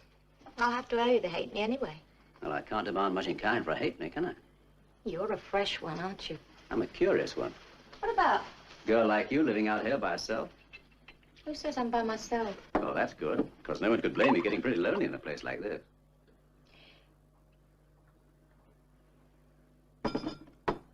Yes, it is lonely. During the day, damn lonely. Do you want a drink? Thanks, but I have a living to earn, and since I can't sell you anything... You haven't really tried, have you? Not really. And you'll never know if you don't try, will you? I mean, you've come all this way. You might as well give me the sales talk.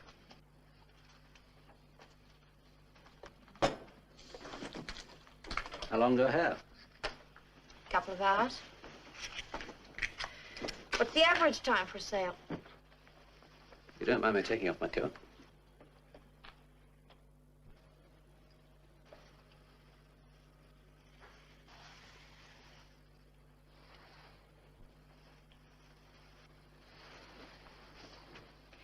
And you better put the car away in the garage. Who cares about the car? I care. And so will that nosy old cow in the caravan. You've made your point. And I'll have that drink.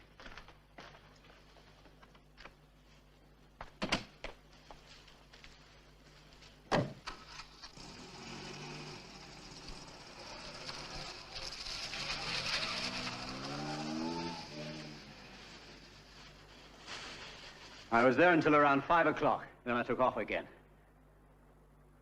And that's the truth, I swear it. You made no attempt to see her again? No. I started a name in case I was in the neighborhood. I don't often go back to places. When did you learn she was dead? When you told me, Inspector. I swear that's the first time I heard. One of those pictures of her in your photograph collection? Hell no, those are just pictures I picked up over the years. Mr. Tenby, sir. No, not yet. Sorry, sir. I've All got Mr. right, Phillips. never mind. It's done now. Did you wish to see me? That's quite correct. Mr. Burchard, Mr. Tenby. How do you do, sir? Perhaps you wait outside for a minute. Yes, of course. All right. Bring him to my office. Am I cleared? Give him his stuff back.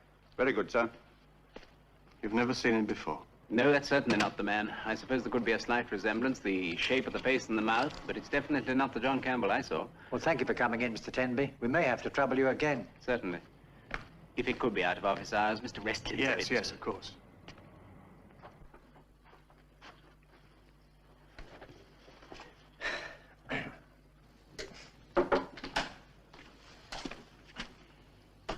I got the proof. What? Richard Lester. I talked to his neighbours and they verified that he's home almost every night, including Easter. Do you want times? No. The night Campbell was supposed to be in Croydon, this man was at home. All right, so he's clean.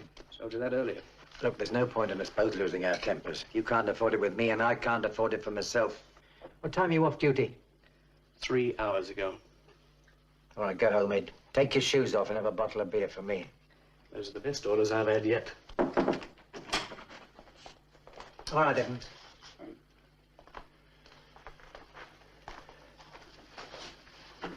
Well, Burchard, looks like there's a good chance you've been telling the truth. But I want a few more answers. Sit down. What sort of a person was this Joan Campbell? I didn't know her very long. No, I'm aware of that. But you did have a character to go with the body. What was she like? I mean, was she easygoing and neurotic? Was she eager or just permissive? You must have noticed something. She was interested. She didn't attack me or anything. What did she talk about? Trivialities. I don't know. We didn't talk much. Tell me about her teeth. Any special caps, fillings, or crowns? Well, if there were, they didn't show. She had good teeth. She made any rings or any other jewelry? A wristwatch. What kind? Small, round gold one with a black cord strap. How small? Size of a shilling? Sixpence? Between the two. Nothing else? Nothing. All right. Thanks. Copy of your statement will go to the Lewis police, and they'll keep an eye on you. So from now on, I shall sell vacuum cleaners and nothing else. Yes, sir. Can I have my record book? No, I'm holding on to this for a while. And you listen to me, Burchard. You've had one conviction for indecency. You get another one and you'll be in real trouble.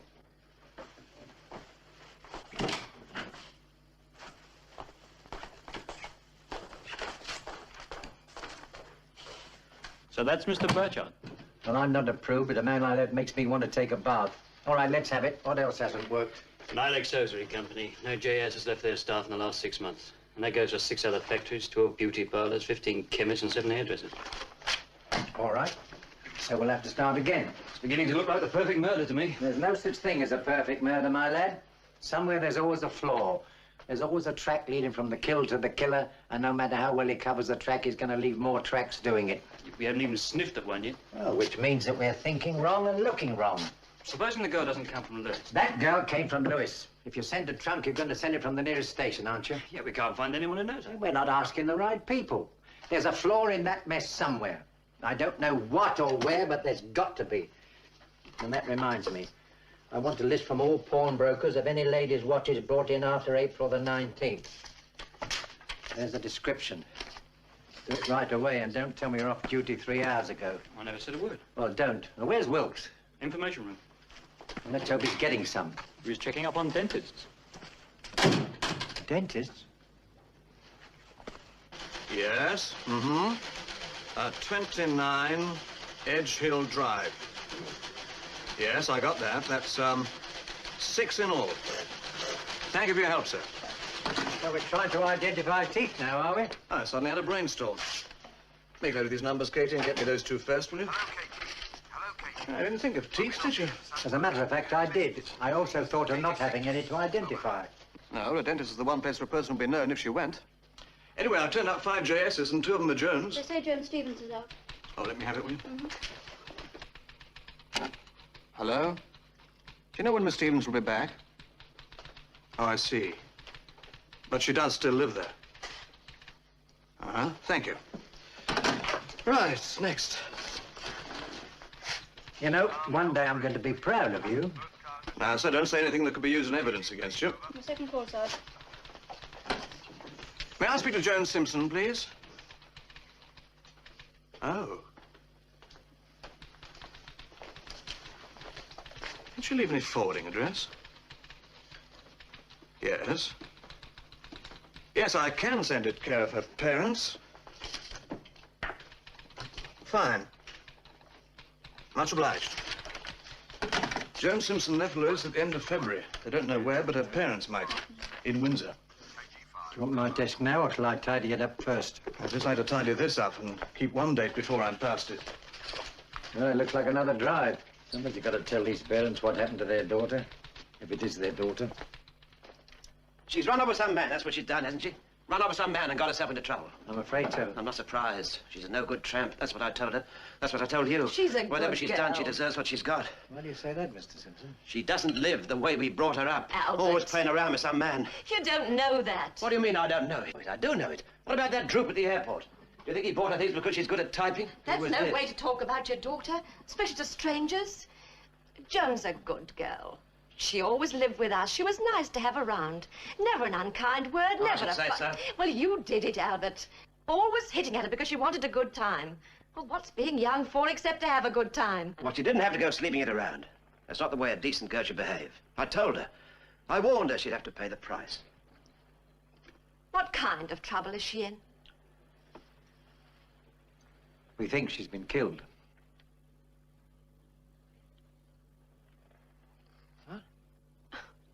That can't be. We found a body which has tentatively been identified as Joan Simpson, who was living in Lewis. We've been told that you're her parents. Baby. Jody.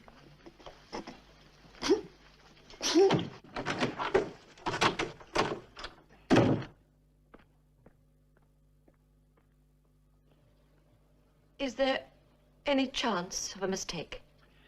Well, until you and your husband identify. Well, no, I'm afraid there isn't much question. You said... Did you mean someone killed her? We believe so. Did you catch him? No, ma'am, we're trying to. I was hoping that you can help us. Yes, of course we'll help.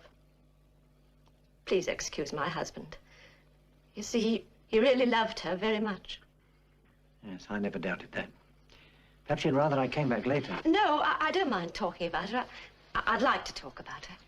Where was she working before she went to Lewis? At the airport. She was there 4 years. And the man your husband mentioned? Oh, Mr. Hammond. Yes, she worked for him. My husband thinks she wasn't a nice girl with Mr. Hammond, but I don't think that's true. Did you ever meet him, Mrs. Simpson? Oh, yes, he used to call for her. He always seemed a gentleman. I think my husband was jealous because Mr. Hammond did such nice things for Joan. And what about other men friends? Oh, yes, she always had plenty of dates. Until Mr. Hammond, then they stopped calling. I think she discouraged them. I think maybe she was hoping to marry Mr. Hammond. But she didn't. One day, he suddenly left the company. Joan was very upset. Especially when my husband kept saying how he told her so. So she followed him to Lewis. I don't know where she went. She came home one night and said she'd got another job and was moving out. She never wrote to you?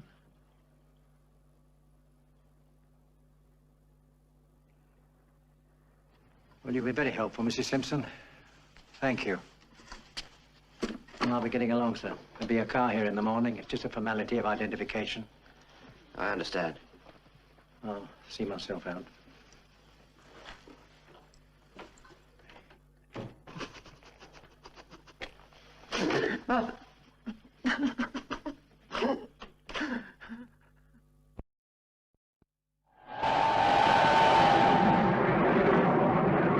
And why was John Hammond fired, Mr. Blake? We've been getting complaints. He couldn't keep his hands off some of the staff. One of them being Joan Simpson? Not one of the complaints.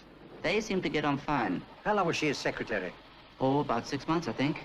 His regular girl left, and he asked us to upgrade Joan from the typing pool. Would you still have his file? Certainly, but you won't find much in it. Bring me the 1960 personnel file, please. 1960.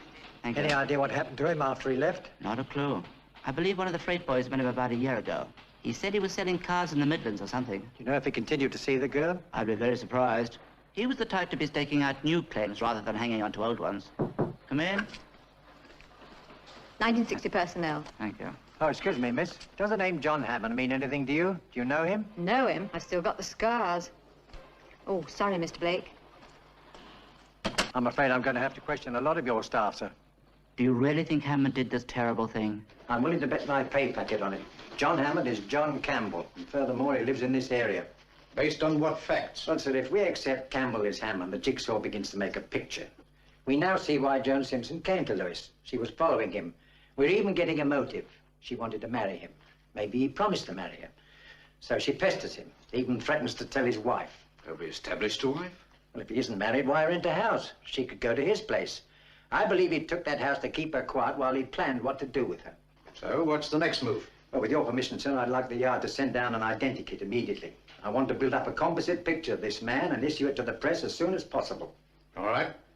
Will you arrange that? Yes, of course. And I'd like them to put Jean Sherman on the 11 o'clock train, and if they can get Mr. Blake at the airport, let's have him too. They should be able to make it. I take it you're also bringing in the Banks woman and Tenby? Yes, sir. Between the four of them, we should build up a pretty good picture of our man. And there's even a chance we'll recognize him. Yes, I have an idea. But it's a wild one, sir, and if I'm wrong, I'll be the laughing stock of the town. Well, let's hope you won't be. Meantime, is there anything new we can give to the press? Best we can say is that the wheels are grinding, sir. Yes, the trouble is that when the wheels aren't making any noise, people think we're sitting on our hands. I know. All right, fellas. Thank you, sir. Sergeant, get a card out of the caravan side. I want to make sure Mrs. Banks is here without fail at 12, and that goes for Mr. Tenby. Any trouble with wrestling, refer him to me.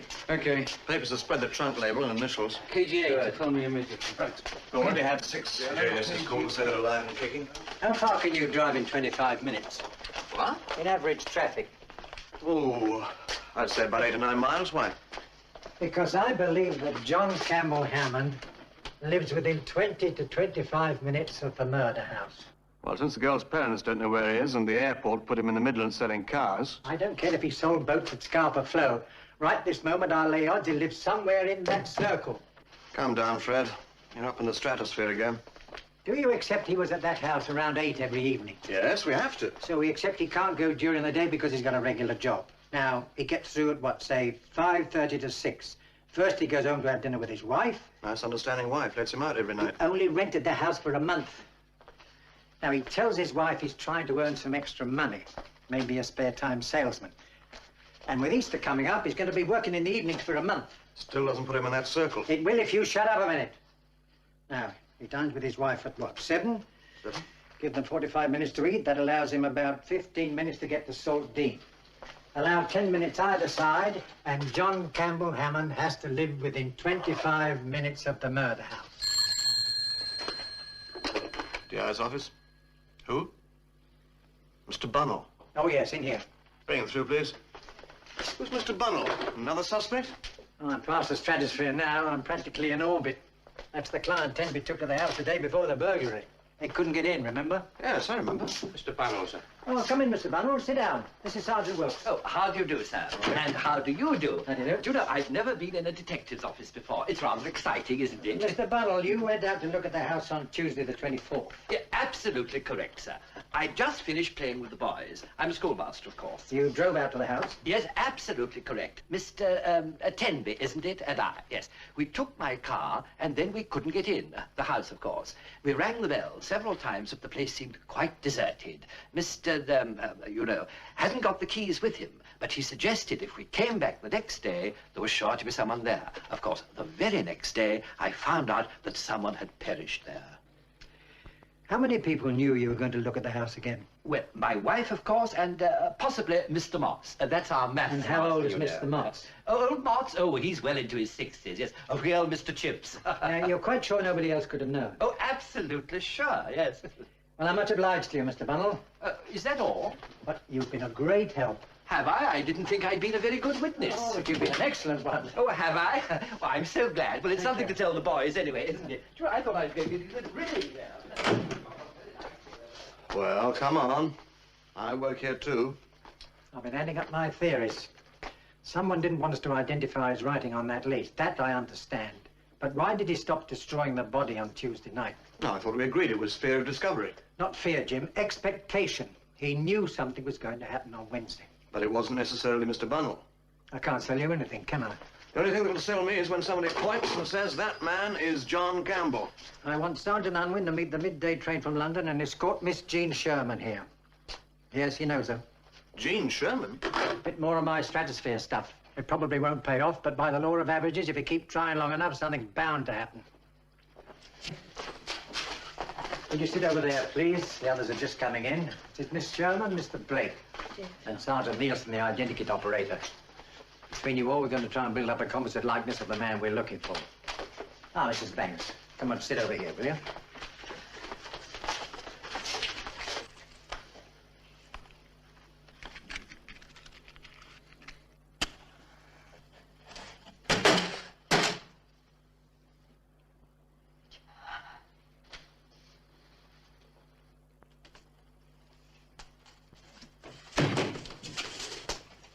All right, Mr. Tenbeck.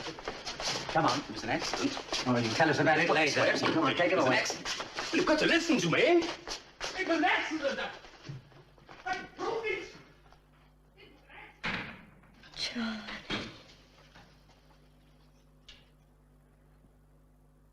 It happened in the kitchen. When I told her I wasn't seeing her again, that even if she went to my wife, I wasn't going on with it, there was a scene. She became hysterical and grabbed a knife and came at me. I tried to get out of the way and fell. She was rushing at me so hard, she tripped over me and fell against the sink.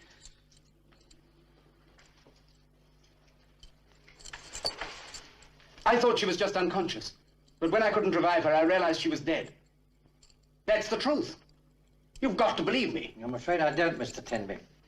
I think you killed Joan Simpson because she was threatening you, because she was pregnant. It's not true. Because it was a very carefully planned murder. No. Even to the purchase of a knife and hacksaw. Yes, we traced them to Gardner's hardware shop. All right, I admit that. But it was after she died. I bought them after. When? I bought them, when was it? Monday. Yes, that's right, Monday, after I put Jean Sherman on the train. You bought them before she was killed? I swear I didn't. The shop's near the station. That's why I bought them there. News on the body? I was in a blind panic. I realized what it would look like if I called the police. They'd think I was guilty no matter what I said.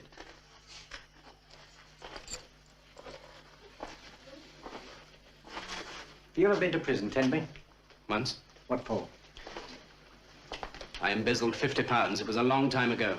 Under what name? Campbell, Hammond, or Tenby? Tenby, it's my real one. Were you married then? Yes, my wife knew everything. I changed my name and worked as a salesman for a Croydon cosmetic firm. Were you thrown out of that job too? No. I got a better one at the airport. That's where I met Joan. How soon did you start planning to kill her? I didn't kill her. It was an accident. Well, tell us about it. What you did, what she did. But I've already told you. All right, well, let's have it again. Tell Sergeant Wilkes. She started making demands about divorce and marriage. I thought it was safest to go on seeing her for a while. So you drove her tramp to the station to make sure she brought her? I didn't drive anything. Who did that? Her roommate's fiancé. He runs a chicken farm or something. His name? I don't know. Her roommate was Ruth somebody. We never met. So you rented a house and dreamt up another name? I told my wife I was back on cosmetics. And when was the big blow-up? Friday night. Joan wanted me to stay the weekend as if we were married. I said no, and she started getting hysterical. So you knew you'd have to kill her? Don't keep saying that. She fell against the sink. And off you went to Croydon? I had to get away where I could think. Where did you do this thinking? In a flat. What? I don't know the address. Whose flat? I don't know her name. And the next morning you picked up Jean Sherman on the train? It sounds terrible put that way. How'd you like me to put it? Just wanted to be with a woman. It's always been that way. With me, when I'm in trouble, I turn to a woman. Why didn't you finish the job? I was terrified Reston would take that school teacher back with the key. So you bundled everything into a trunk and staged a burglary? I knew the first thing they would do was check the lease, and it was in my handwriting. I didn't kill her. She died accidentally. It was an accident.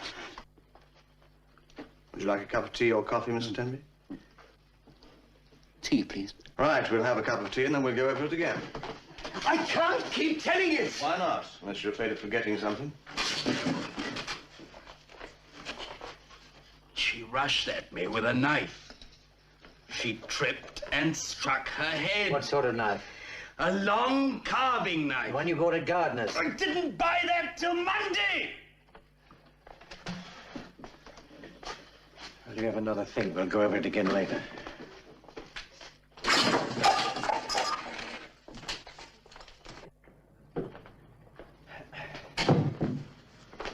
Oh, well, we might as well face it. He's got us over a barrel. I don't care how often he denies it. He killed her.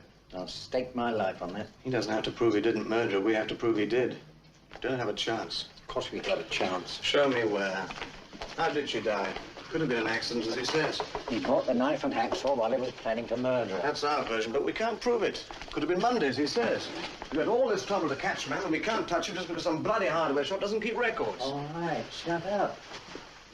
Here, come on, I'll buy you a drink. No, I don't blame you, Fred. You've done a hell of a job. It's just the breaks of the game. That's supposed to make me feel better. Hey, I hear you've got him. Well, leave us alone, as a good fellow. What have you or haven't you? Oh, come on, Mr. Fellas, you owe me a break. I never mentioned the Sherman girl, did I? I'll get the chief to give you a medal. I think I'll put him for the show column. I wouldn't have his job either. Hey, Fred. We're a bit slow in the uptake, aren't we? Monday was a public holiday. The shops were closed. Of course, you know what you've just done, don't you? What? Talked yourself out of a drink.